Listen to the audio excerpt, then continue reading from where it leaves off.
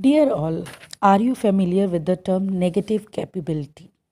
Keats is associated with the term negative capability, which was highlighted in its odes as an outcome of his thoughts and feeling. Indeed, the thoughts and feeling expressed by Keats in his odes are extremely profound and complex. They reflect Keats' response to the world or life. Keats' letter in his poem shows that he looked upon the world as a mysterious place that eluded comprehension. He felt that one could never really come to any final conclusion about anything in the world. It was therefore better to observe things than to pass judgment upon them. This attitude accounts for the ambivalence in Keats' poetry. This ambivalence or the ability to accept both sides of the coin is the first step towards negative capability. This was a term coined by Keats in one of his letters.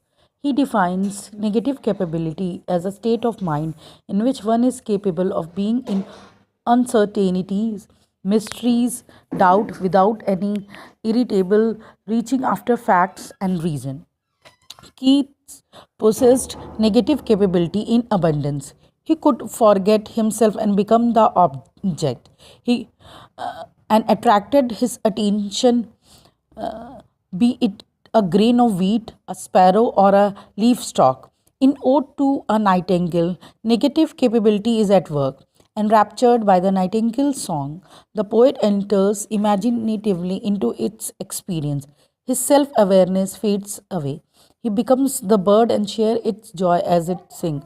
The bird's joy is pure, unspoiled by memories of the past, anxieties for the future, or dissatisfaction in the present.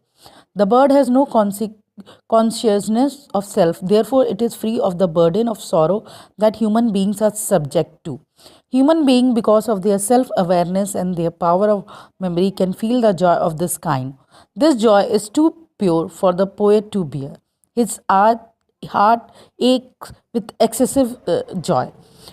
The opening lines of the poem introduce the note of ambivalence that characterize this ode.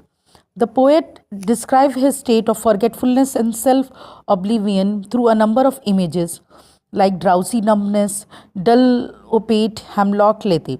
Yet he says that his heart ache. Pain cannot be fully felt in state of numbness, but the poet feels it. It is precisely because of the self oblivion that the poet feels the joy of the bird that induces the pain.